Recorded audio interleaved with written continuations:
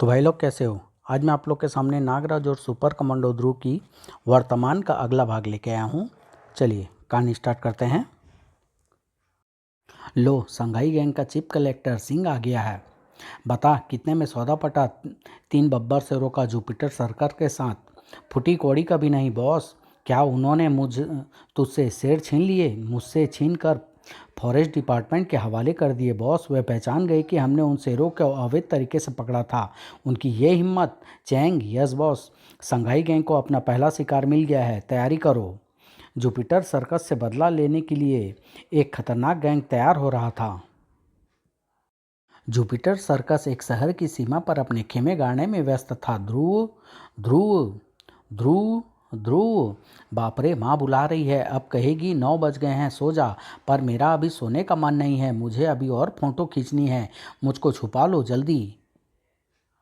ध्रुव, अच्छा तो चंडाल चौकड़ी यहाँ पर मौजूद है, लेकिन तुम्हारा लीडर कहाँ है? सब के सिर पंखे की तरह हिल रहे हैं, जैसे किसी को कुछ पता ही नहीं। खैर, कब तक मुझसे छुपेगा वो बदमाश? उसे तो मैं ढूंढ ही निकालूंगी। थैंक्स दोस्तों। अब चलो एक और बढ़िया सा पोज बनाओ। हाँ ऐसे। अब स्माइल मारो जरा और लंबी सी। हाँ। अरे क्या हो गया, तुम्हारी शक्ल हॉरर फिल्म वाली क्यों हो गई? यही है ना वो छोरा जिस पर पूरा जुपिटर सर्कस जान देता है। यही है बॉस ने यही है बॉस ने इसी को उठाकर लाने का ऑर्डर दिया है। माउंटेंग, इसकी फिरौती से शेरों के पैसे वसूल हो जाएंगे। उसके 100 गुना इसके बदले में तो हम पूरा जुपिटर सर्कस भी मांग सकते हैं। तो फिर चल फटाफट निकल। सोच क्या रहा है बैंक? चल हट। बच्चों पर हाथ उठाना बहुत बुरी बात है, फिर वे बच्चे चाहे इंसान के हो या जानवरों के। पर हरक्यूलस, तेरा मेरा रास्ता रोकने की कोशिश मत करना। तू ताकत में मुझसे ज़्यादा नहीं है, पर अक्ल में हूँ और मेरे पास ट्रिक भी तुझसे ज़्यादा है। ध्रुव को मेरे हवाले कर दे।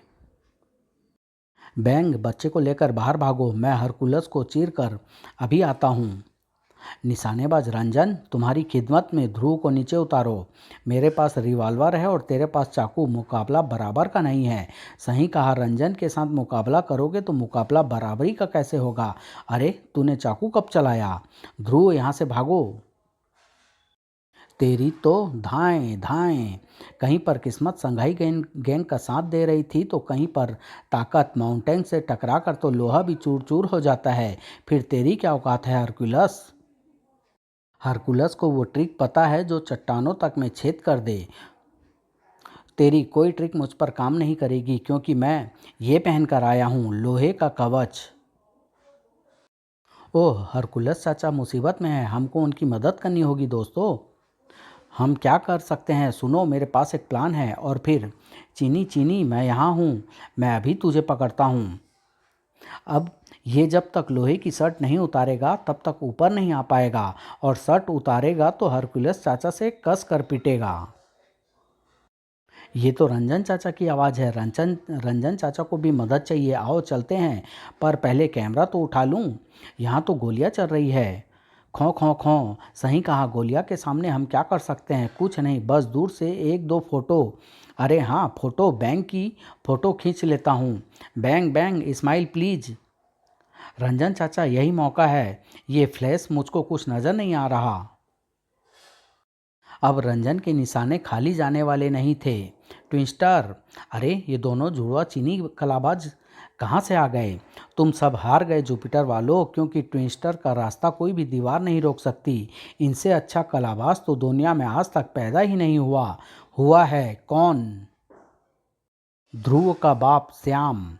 ओह, सारी योजना फेल होती नजर आ रही है। मुझे ही कुछ करना होगा। लेकिन तभी क्या हो रहा है यहाँ पर? कौन गोलियाँ चला रहा है? ध्रुव, तू ठीक तो है ना बेटा? चिंता मत करो राधा, हमारे बच्चे को खरोच तक नहीं आई है। पता नहीं, जब तक मैं इसको डॉक्टर को दिखा नहीं लूँगी तब तक मुझको चैन नहीं आएगा। मैं इसको लेकर डॉक्टर के पास जा रही हूँ। 2006। इनमें से कोई टूरिस्ट है, कोई शिकारी है और कोई स्वयंसेवी है, लेकिन इनमें से ये किसी को भी याद नहीं है कि ये वृक्षों में कैसे बदल गए। किसी ने भी किसी संदेहास्पद प्राणी को नहीं देखा। अब तुम ही सोचो कि तुमने क्या देखा था। देखो, मैं गिरीश को देखने जंगल में पहुंचा। भेड़िया मानव ने मुझ पर हमला किया, परंतु वो पहले से ही घायल था। वह मर गया और फिर पेड़ों ने मुझ पर हमला कर दिया। मैंने उनको हरा दिया और इंसान पेड़ों से अलग हो गए बस। यानी तुम सारी समय लड़ने में बिजी रहे। काश तुम्हारे साथ कोई और होता तो शायद वो आसपास किसी को देख लेता, पर तुम्हारे साथ तो कोई था ही नहीं। हाँ, मेरे साथ तो कोई कोई था क्या नागराज? कुछ लग तो रहा है कोई था, पर कोई नहीं था। ये क्या हो रहा है? ऐसा लगता है जैसे कि कोई बात मेरी मेमोरी में साफ हो गई है। आजकल पूरी दुनिया में जो कुछ भी होता है उसके पीछे एक ही शख्स का नाम लिया जाता है। कहीं ये काम उसी का तो नहीं है? तुम किसकी बात कर रही हो भारती? दुनिया के मोस्ट वांटेड क्रिमिनल ध्रुव की, जिसके सिर पर कुल 100 करोड़ डॉलर का इनाम है, जो grand master Robo, Miss Killer Nagina और बोना वामन जैसे दुर्दांत अपराधियों का भी बॉस है। ध्रुव, तुम तो ऐसे चौंक रहे हो जैसे कि ये नाम तुम पहली बार सुन रहे हो। हाँ, नहीं नहीं, नाम तो मैंने कई बार सुना है, बस आज तक संयोगवश मेरा और उसका सामना नहीं हो पाया है। कहीं पर कुछ कम हो गया था और कहीं कुछ जुड़ गया था। नागराज ये भूल गया था कि जंगल में वो ध्रुव के साथ था। उसको याद था तो उसकी शक्ल से मिलता हुआ एक नया रूप, क्राइम फाइटर ध्रुव, अब क्रिमिनल ध्रुव बन चुका था। कहीं ना कहीं कुछ गड़बड़ तो जरूर थी, क्योंकि इस दुनिया से क्राइम फाइटर ध्रुव का नाम मिट चुका था, दुनिया वालों के दिमाग से भी और उसके अपनों के दिमाग से भी। आप इतने चिंतित क्यों नजर आ रहे हैं पापा? इंटरपोल से एक गुप्त सूचना आई है कि ध्रुव इस वक्त हिंदुस्तान में है और उसका संभावित ठिकाना राजनगर और महानगर के बीच के जंगल हो सकते हैं। होम मिनिस्ट्री ने उसको पकड़ने के लिए स्पेशल टास्क फोर्स गठित की है और मुझको उसका कमांडर बनाया गया है। आपने इतना बड़ा खतरा क्यों मोल लिया? क्या आप जानते नहीं कि वो इंसान की जान को जान समझता ही नहीं? कसाई भी उसके सामने दयालु लगेगा, लेकिन पशु पक्षियों की जान उसको बहुत प्यारी है। मैंने तो सुना है कि वो जानवरों से बात भी कर सकता है और वक्त पड़ने पर जानवर उसकी मदद भी करते हैं। कमाल की बात है ना? उसका दिमाग भी बहुत तेज चलता है और यही कारण है कि 54 मुल्कों की पुलिस भी उसको आज तक पकड़ नहीं पाई है। राजन मेहरा की बीवी होकर डरती हो? हम पुलिस वाले को तो ऐसों से रोज ही सामना होता रहता है। आप ये केस छोड़ दीजिए, मुझे डर सा लग रहा है। वो बात नहीं है, ना जाने क्यों मुझे ये अच्छा नहीं लग रहा है कि आप ध्रुव से लड़ेंगे। अच्छा तो मुझको भी नहीं लग रहा है, पर ड्यूटी इज़ ड्यूटी। सबसे पहले तो हमको ये पता लगाना है कि ध्रुव इतना बड़ा खतरा उठाकर आखिर यहाँ पर आया क्यों है। काश मैं पापा की कोई मदद कर पाती, लेकिन मैं कोई सुपर हीरोइन तो हूँ नहीं। श्वेता अब चंडिका नहीं थी। ध्रुव और उससे संबंधित हर चीज़ का इतिहास बदल चुका था। अब सच्चाई कुछ और ही थी। अगर मुझे पहले से पता होता कि आप यहाँ आ रहे हैं तो मैं यहाँ पर एयर कंडीशन कॉटेज बनवा देता बॉस, ताकि सिक्योरिटी एजेंसी इस कॉटेज को देखकर आराम से मुझे पकड़ सके। नहीं रोबो, मुझे खुला जंगल ज़्यादा पसंद है और इसमें रहने वाले पशु पक्षी भी। लेकिन आपका यहाँ पर खुद आने का मकसद क्या है? आप दूर से ही आदेश कर देते, हम यहाँ आपका काम कर देते। काम तुम करोगे काम तुम ही करोगे रोबो, लेकिन इस बार जिस जिस काम का तमाम जिसका काम तमाम करना है उसके लिए मेरा यहाँ पर होना बहुत ज़रूरी है। इस दुनिया में ऐसा कौन पैदा हो गया जिसे मारने के लिए आपको खुद आने की तकलीफ उठानी पड़ी? नागराज, दुश्मन तो तगड़ा है। माना कि नागराज ने हमारी काफ़ी नुकसान किया है, लेकिन क्या उससे सीधी टक्कर लेना मुश्किल होगा, मुनासिब होगा? मेरे गार्जियन के एक गुरु हैं और उन्होंने गुरु दक्षिणा में नागराज को मांगा है और ये दक्षिणा मुझे ही चुकानी है। मेरे गार्जियन के मुझ पर बहुत एहसान है। उन्होंने मुझको तब पाला जब मेरे माँ बाप को कुछ हत्यारों ने मार डाला था और मुझे बचाने के लिए मेरी माँ ने मुझको चेंगी बॉस के हवाले कर दिया था। चेंगी बॉस ने मेरे माँ बाप के हत्यारों को ढूंढकर उनको मार डाला और उनके सर्कस के कलाकारों और जानवरों के साथ रहकर मैं ध्रुव बन गया, इस जालिम दुनिया से अपना बदला लेने के लिए। आप गुरु दक्षिणा की क्या बात कर रहे हैं? जैसे गार्जियन के मुझ पर एहसान है, वैसे ही गुरु जी के गार्जियन पर एहसान है और उन्होंने अगर गार्जियन से गुरु दक्षिणा मांगी है तो उनको मिलनी ही चाहिए। आपका काम हो जाएगा, नागराज आपको मिल जाएगा, वो भी जिंदा। अब मेरा काम हो जाएगा। नागराज को अगर कोई जिंदा पकड़ सकता है तो सिर्फ ध्रुव। इसलिए मुझको समय धारा में पीछे जाकर इसका वर्तमान बदलना पड़ा। ये सही समझ रहा है कि इसकी माँ ने इसको चेंगी के हवाले किया था, लेकिन सच्चाई तो कुछ और ही है। वो इसकी माँ नहीं थी बल्कि माँ के रूप में मैं था। इसको पकड़ो और यहाँ से दूर ले जाओ, इसका पाल पोस कर बड़ा करना और इसे अपना उत्तराधिकारी बनाना। पर तुम हो कौन? मुझे अपना गुरु समझ लो, मैं तुम्हारी मदद करता रहूँगा। समय आने पर मैं आऊँगा और तुमसे गुरु दक्षिणा लूँगा। अब जाओ। अब ध्रुव बड़ा होकर अपराधी बनेगा, अपराध विनाशक नहीं। और ऐसे ध्रुव बन गया और ऐसे ध्रुव बन गया वह सुपर माफिया डॉन जो अब नागराज को मेरी बलि के लिए जिंदा पकड़ेगा। महानगर वर्तमान में आश्चर्यजनक संयोग है। अभी भारती ने ध्रुव का जिक्र किया और अभी मुझे पुलिस हेडक्वार्टर से मैसेज मिला कि ध्रुव महानगर के जंगलों में मौजूद है। अगर ये खबर सच है तो आज मेरी ध्रुव से पहली मुलाकात होगी और ध्रुव की जेल के बाहर ये आखिरी रात होगी। ये जरूर होता, लेकिन तब जब नागराज ध्रुव तक पहुंच पाता। ओह, एकाएक तेज आंधी कैसे चलने लगी। हवा का दबाव इतना तेज है कि यह मुझे दीवार से कागज की तरह चिपका दे रहा है। लेकिन लेकिन ये चिड़िया तो आंधी में आराम से ऐसे उड़ रही है जैसे हवा सामान्य गति से बह रही हो। यह कैसे हो सकता है? इस पर आंधी का असर क्यों नहीं हो रहा है? क्योंकि ये वायु अवरोध सिर्फ तुम्हारे लिए बनाया गया है। मेरे लिए? पर तुम हो कौन और मुझे रोकना क्यों चाहते हो? मैं बाधा हूँ, मैं हर तरह की बाधा खड़ी कर सकता हूँ। मेरी बाधाओं को आज तक कोई पार नहीं कर पाया है और इसलिए मुझे तुमको ध्रुव तक पहुंचने से रोकने का कार्य सौंपा गया है। किसने सौंपा है तुमको यह काम? यह बताना मेरे लिए निषिद्ध है। वैसे तुमको जल्दी ही उनके दर्शन भी हो जाएंगे। मैं समझ गया, ध्रुव यहाँ पर कुछ खास काम करने आया है और वह ये कभी नहीं चाहेगा कि उसका काम पूरा होने से पहले नागराज उस तक पहुँचे। उसी ने तुमको मुझे रोकने के लिए यहाँ भेजा है, लेकिन तुम मुझे रोक नहीं पाओगे क्योंकि मुझे ध्रुव तक हर हाल में पहुंचना है। नहीं, हवा नागराज के चौड़े शरीर पर तो दबाव डाल सकती थी, लेकिन सर्पों के पतले लंबे शरीरों पर उसका असर बहुत कम होना था। भाले की तरह उड़ते ध्वंसक सर्प आसानी से अपने लक्ष्य तक पहुंचे और नागराज रुक जाओ, आगे बढ़ना हानिकारक है। असंभव। तुम्हारे घायल होते ही आंधी बंद हो गई, इसलिए अब तुम अपने शब्दों की बाधा खड़ा करना चाहते हो, लेकिन नागराज को रोकना असंभव है। अब मेरे रास्ते में पहाड़ कहाँ से आ गया, और वह भी शहर के बीचों बीच में। इसको तो चढ़कर ही पार करना पड़ेगा। आश्चर्य है, ये पहाड़ सड़क पर चल रहे ट्रैफिक पर कोई असर नहीं डाल रहा है। ये तो शायद पहाड़ को देख भी नहीं पा रहे हैं, यानी ये बाधा भी सिर्फ मेरे लिए ही बनी है। लेकिन इस बाधा को पार कर पाना मेरे लिए बहुत मुश्किल है, क्योंकि जैसे जैसे मैं ऊपर चढ़ता जा रहा हूँ ये पहाड़ और ऊंचा होता जा रहा है। कोई और रास्ता ढूंढना होगा, चाहे उस रास्ते के लिए मुझे उस पहाड़ को तोड़ना पड़े। नाग शक्ति से भरे वारों ने पूरे पहाड़ में कंपन पैदा कर दिया। चट्टानें खिसक रही है। ये क्या कर रहे हो Nagraj?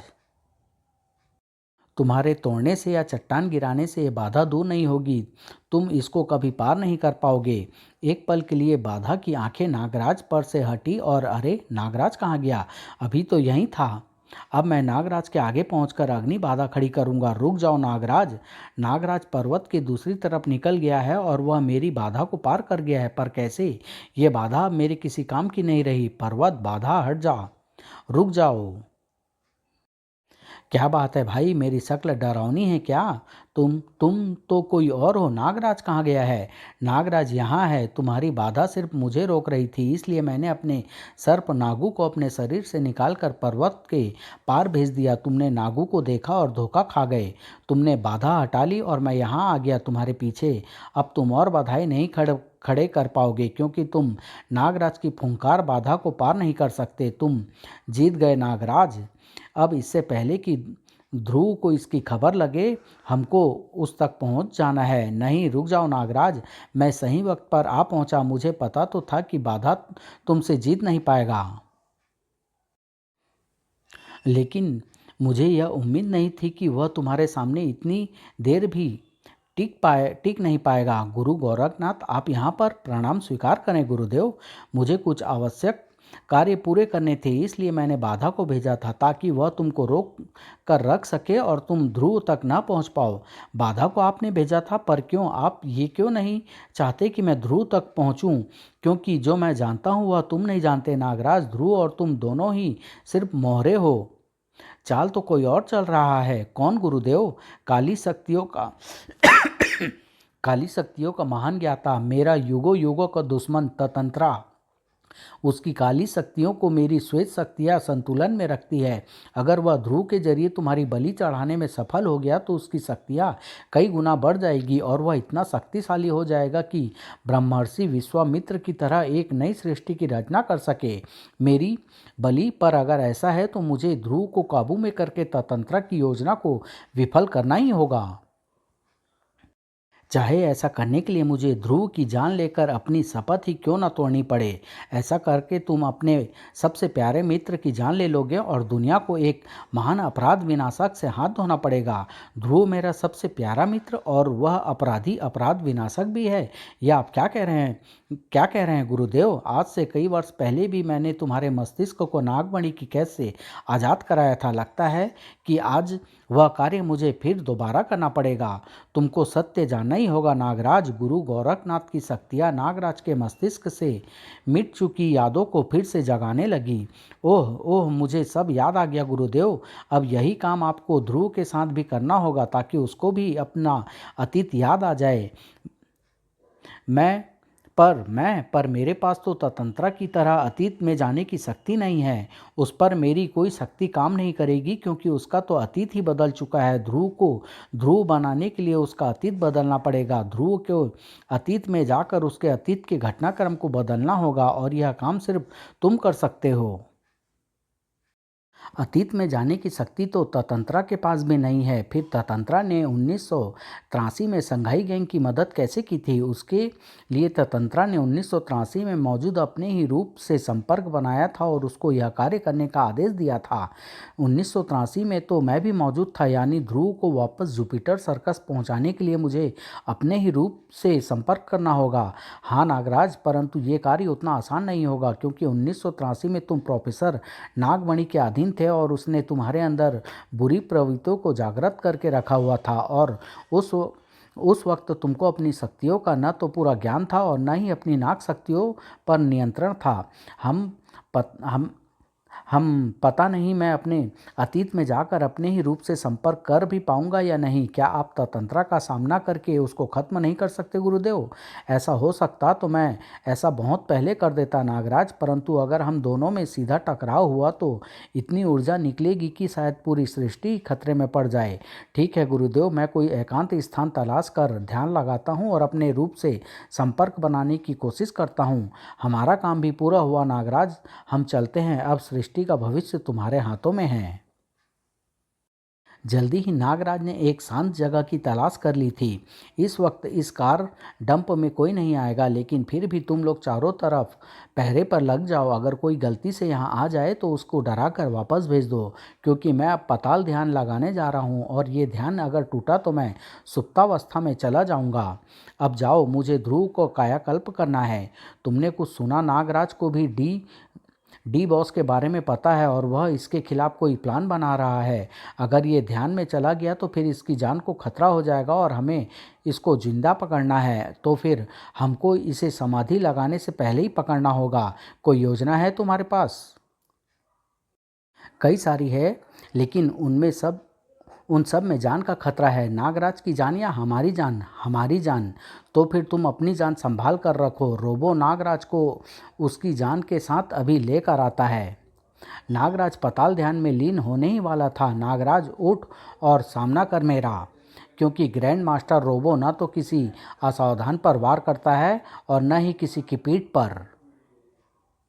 Robo, grand master robo, मैंने तुम्हारी आतंकवादी गतिविधियों के बारे में सुना है।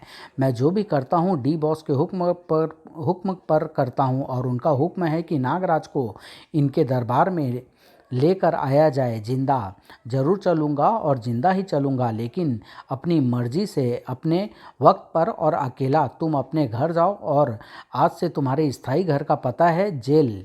मज़ा आया। शोले के बाद आज पहली बार मज़ेदार डायलॉग सुनने को मिले हैं, लेकिन हमारी ये पहली टक्कर है नागराज, इसलिए तुम रोबो के बारे में कुछ नहीं जानते। रोबो का आधा शरीर मशीन है, तुम्हारी नाक शक्तियाँ इस पर असर नहीं डाल सकती। पर तुम्हारा आधा शरीर तो इंसानी है ना, और इंसानी शरीर को सांस लेने की ज़रूरत पड़ती है। अब तुमने सांस अंदर ली तो तुम्हारे होश बाहर हो जाएंगे। सॉरी नागराज, लेकिन रोबो को साफ हवा में सांस लेने की आदत है। मैं जानता था कि एक न एक दिन हमारा मुकाबला ज़रूर होगा, इसलिए मैंने काफ़ी पहले से इस दिन की तैयारी कर रखी थी। धातु के सांप ये छल्ले की तरह आकर मेरे शरीर पर कस गए हैं, मुझ में दांत गड़ा रहे हैं और इनके दांतों से मुझे एनर्जी शॉक लग रहे हैं। ये कहानी भी मैं यहीं समाप्त कर रहा हूँ। अगला और लास्ट भाग बहुत जल्द लेके आऊँगा। धन्यवाद।